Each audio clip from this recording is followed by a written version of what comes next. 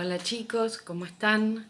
Bueno, acá va el video prometido con respecto a la clase de los primeros temas que nosotros tenemos que abordar en antropología filosófica, sobre los que estuvimos comentando un poquito el otro día en el chat del grupo y que ustedes tienen que leer para nuestro próximo encuentro del martes.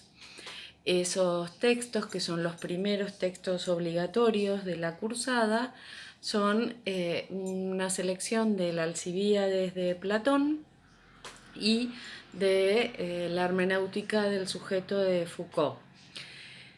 Con respecto al Alcibíades, bueno, nosotros tenemos que tener en cuenta que ese es un diálogo de Platón en el que, como en todos los diálogos platónicos, el interlocutor principal es Sócrates y Sócrates dialoga con Alcibíades. Alcibíades, el discípulo amado, predilecto de Sócrates, sobrino de Pericles, con ansias de convertirse en gobernante, con ansias de conducir la ciudad, le, le consulta a Sócrates con respecto a la preparación que él necesita para esto.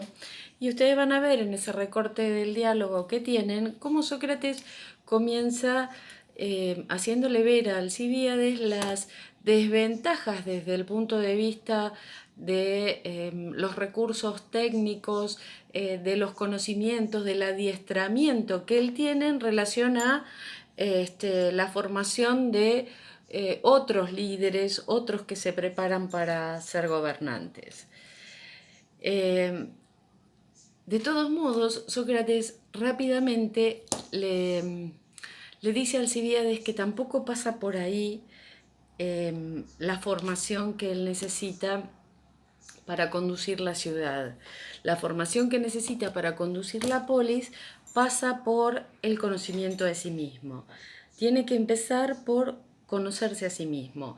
Fíjense que aquí aparece este tema que seguramente ustedes ya trabajaron en primer año en historia antigua, que es el tema de la apología, entre otros, del autoconocimiento, ¿sí? Deben recordar lo que Sócrates manifiesta ante el tribunal en la apología, esta anécdota de su amigo Querefonte que va al oráculo y pregunta quién es el más sabio, y aquí empieza toda la cuestión de Sócrates de examinar al resto. Bueno, entonces, este tema del conocimiento de uno mismo es una cuestión central de la filosofía platónica, pero nosotros vamos a ver también, junto con el análisis de Platón, que es perdón, con el análisis de Foucault, que es un tema de la filosofía griega en general, incluso la filosofía posterior a la platónica. Bueno, entonces Sócrates le dice a Alcibíades que tiene que empezar por conocerse a sí mismo, pero le dice también que ese conocimiento de sí mismo no es algo que va a practicar solo, sino que juntos van a ir por ese camino del autoconocimiento, ¿sí? Aquí aparece también una noción muy importante que Foucault después va a desarrollar, que es la del maestro mediador, ¿no? Bueno, Sócrates, como en todos los diálogos, lo va llevando a través de un hábil interrogatorio a Alcibíades para que primero intente precisar qué es eso que tiene que conocer, ¿sí? A ver, si queremos ser mejores, tenemos que saber primero qué somos, ¿sí? Quien quiere perfeccionar el calzado no puede hacerlo si no sabe lo que es el calzado, lo que son los zapatos, ¿sí? Después también el diálogo gira en torno a aquello de lo que se sirve, por ejemplo, el zapatero o cualquier otro artesano para mejorar el zapato, ¿no? Se sirve de herramientas, se sirve de materiales, se sirve de su cuerpo, ¿no?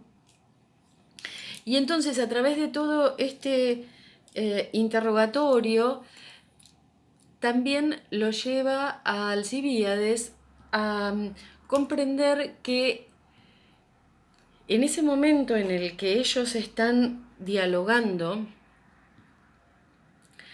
es el alma la que se sirve del cuerpo para dialogar.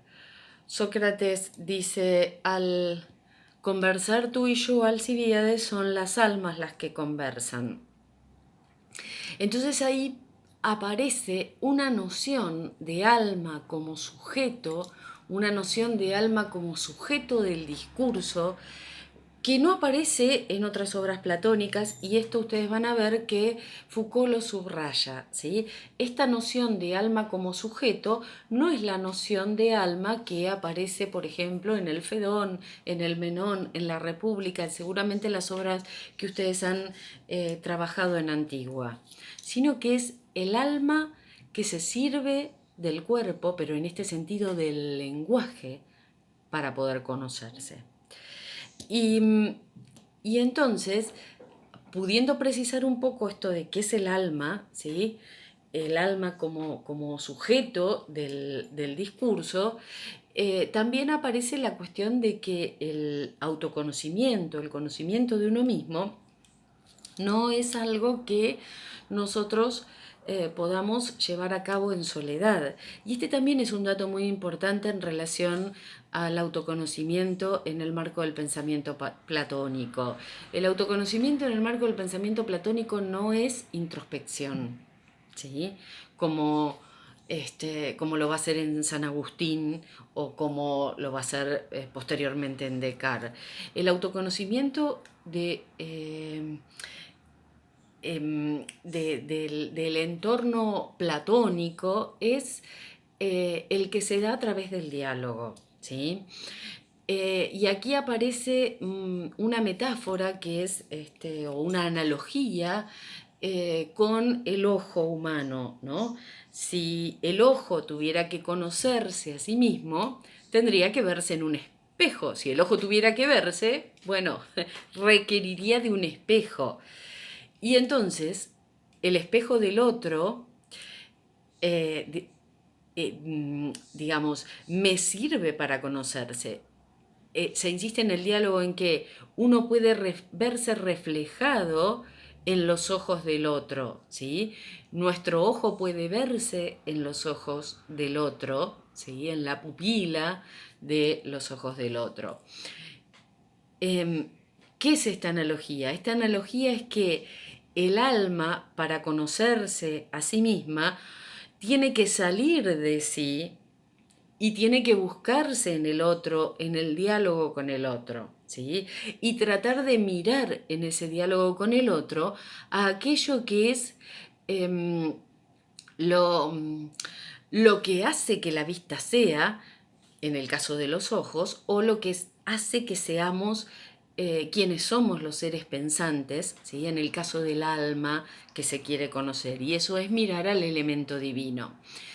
Pero yo siempre pienso en esta analogía porque claramente nos muestra que ahí el autoconocimiento no es introspección, es decir, no es mirar hacia el interior del alma humana, es salir, ¿sí?, de mí y buscarme en el otro, ¿sí? A mí me resuena mucho siempre con esto Octavio Paz, pero quiero igualmente salvar las distancias porque no se está refiriendo Platón claramente a la existencia como, como en el pensamiento de Octavio Paz, pero él decía, para ser yo he de ser otro, salir de mí, buscarme entre los otros que no son si yo no existo, los otros que me dan plena existencia. Y entonces, esta cuestión de el conocimiento de mí mismo, pero a través del diálogo, es clave para el pensamiento platónico, ¿sí? Y entonces aquí ustedes van a ver que cobran mucha importancia las prácticas dirigidas al autoconocimiento y las prácticas dirigidas a la búsqueda de la verdad. Alcibíades quiere gobernar la ciudad, quiere prepararse para conducir la polis. Para conducir la polis tiene que empezar por conocerse a sí mismo. ¿Por qué? Porque si se conoce, puede cuidarse. Y si es capaz de cuidarse, entonces es capaz de cuidar de la polis. Ese cuidado es un ocuparse de. No se gobiernan las ciudades con trirremes o murallas, dice Sócrates, sino con la virtud. Pero si Alcibíades no logra cultivar la virtud, tampoco podrá conducir la ciudad. Entonces vamos a la interpretación que Foucault hace de estas cuestiones en la hermenéutica del sujeto. Foucault nos muestra que la noción de conocimiento de sí y de cuidado de sí son dos nociones que estaban estrechamente entrelazadas en la antigüedad, porque para poder cuidarse, para poder ocuparse de uno mismo, para poder prestar atención a uno mismo, había que empezar por conocerse, que es lo que aparece en el diálogo. Alcibíades le dice, Sócrates le dice a Alcibíades, ¿podríamos conocer qué arte nos hace mejores desconociendo en realidad lo que somos nosotros mismos? Entonces, el conocimiento de nosotros mismos es lo que nos da la posibilidad de ser mejores, lo que nos da la posibilidad de ocuparnos de nosotros mismos, de cuidarnos a nosotros mismos, de encontrarnos a nosotros mismos, y entonces también nos pone en mejores condiciones de ocuparnos de los otros. Entonces, lo primero que se van a encontrar en Foucault es esta explicación de la noción de epimeleia como una noción muy muy arraigada en la antigüedad griega y que supone que el conocimiento de uno mismo se subordina a la idea de cuidado de uno mismo. Y esta noción tiene ciertas características muy importantes. Esas características tienen que ver con una actitud, ¿sí? Una actitud ante la vida, una actitud ante los otros, ante el mundo, un tipo de especial de mirada y de atención, es decir, ¿a qué le pongo atención? ¿Sí? ¿Se acuerdan de Sócrates en la Apología, cuando de alguna manera va relatando el origen de los odios contra él y se refiere a los interrogatorios que él establecía con otros sujetos diciéndole, ¿te ocupas de ti mismo o te ocupas de tus asuntos? ¿Sí? Entonces, esta es la cuestión, es un tipo de atención, de mirada, de dónde hago foco, ¿sí? ¿Hago foco en mí mismo o hago foco en diferentes asuntos? Y es por supuesto también, y esto es lo interesante de lo que rescata Foucault, una práctica de la subjetividad. Si nosotros hacemos un recorrido por las prácticas de la subjetividad, nos vamos a encontrar, por ejemplo, con estas prácticas. Y ahí Foucault nos muestra también que entonces la filosofía en la antigüedad estaba muy ligada a la espiritualidad, entendiendo espiritualidad como todas esas prácticas destinadas al conocimiento de la verdad, al conocimiento de nosotros mismos, ¿sí? Ustedes piensen, por ejemplo, en algo que conocen bien como la alegoría de la caverna, ¿sí? La alegoría de la caverna nos muestra que el conocimiento requiere todo un ejercicio, todo un esfuerzo, todo un aprendizaje, una reorientación de la mirada. Si yo no pongo en práctica ese aprendizaje, esa reorientación de la mirada, esa conversión, difícilmente pueda acceder al conocimiento, ¿sí? Entonces, ahí ustedes ven que el acceso a la verdad supone ciertas prácticas, ciertos ejercicios, y esos ejercicios son los que Foucault llama espirituales. ¿Por qué? Porque ¿en qué consistían estos ejercicios? Estos ejercicios consistían en el examen de conciencia, consistían en la práctica del retiro, en fin, en toda una serie de prácticas destinadas al conocimiento de uno mismo, y que no se dan solo en el periodo platónico, socrático-platónico, sino que persisten en la antigüedad griega, sobre todo, bueno, en los estoicos, ¿sí?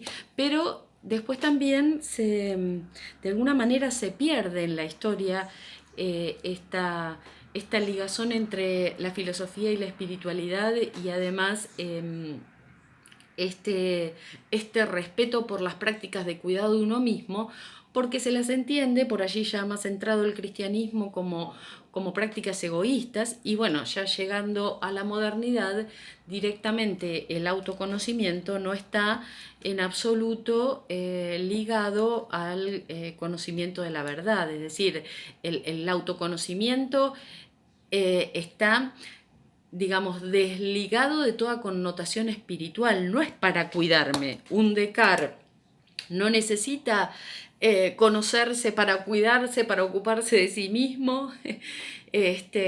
No hay que salvar a un sujeto, ¿sí? No se trata de alcanzar la salvación. De lo que se trata es de alcanzar una certeza, ¿sí? Una verdad segura. Entonces, fíjense, mientras en la antigüedad, de alguna manera, el conocimiento de uno mismo lo que nos permitía era la salvación en el sentido de la purificación del alma, ¿sí? Un alma que se libera de la ignorancia, que se libera del error, ¿sí? Que se libera de las apariencias, y que al mismo tiempo entonces puede salvar a la ciudad, a la polis, porque está en mejores condiciones de conducir la polis. Eso propio de la antigüedad ya en la modernidad se pierde. Es decir, lo que interesa en el proceso de introspección, lo que interesa para la duda metódica es alcanzar la certeza, ¿sí? No salvar al sujeto. Entonces, fíjense que es muy interesante también cómo Foucault rescata en la hermenéutica del sujeto esta noción que aparece en el Alcibíades del alma como sujeto, ¿sí? Mientras en otras obras, decíamos hace un rato, como por ejemplo en el Fedón, el alma que, bueno, si no dirige el cuerpo anda como ebria, mareada, no puede alcanzar la sabiduría, es decir, esta alma de alguna manera prisionera del cuerpo, ¿sí? En fin, en las diferentes obras platónicas nosotros nos encontramos con una noción de alma que no es la que aparece en el Alcibíades. En el Alcibíades aparece el alma como sujeto del discurso, ¿sí? Y de la acción política. Es decir, el alma que se sirve del lenguaje, y esto es servirse del cuerpo, para conocerse a sí misma, para cuidarse a sí misma y para cuidar de los otros. Insisto en esto, ¿sí? Al conversar tú y yo, Alcibíades, son las almas las que conversan. Es decir, nos conocemos a través de ese diálogo, ¿sí? Y otra cuestión que Foucault rescata, me parece también muy interesante, es la del maestro como mediador, porque allí al comienzo del diálogo Sócrates le muestra a Alcibíades que tampoco va a transitar solo ese camino de autoconocimiento, ¿sí? Que es algo que van a poner en práctica juntos. El autoconocimiento requiere un otro como mediador. Y después me parece también que otra cuestión que ustedes van a poder explorar en el texto de Foucault es esta noción de las dos salvaciones, como decíamos recién. Esa salvación que se produce a nivel individual, que podríamos llamar catártica, que tiene que ver con la liberación del alma, la purificación del alma, y esa otra liberación que es la liberación política, que es la que solo es posible en tanto quien tiene que conducir la polis ha ejercitado todo este proceso de autoconocimiento, de purificación y de ejercicio de la virtud, ¿sí? Bueno, espero que este primer videíto resulte como una ayudita para la lectura que están haciendo en estos días y nos encontraremos en nuestra clase del jueves, ¿sí? Bueno, buena semana.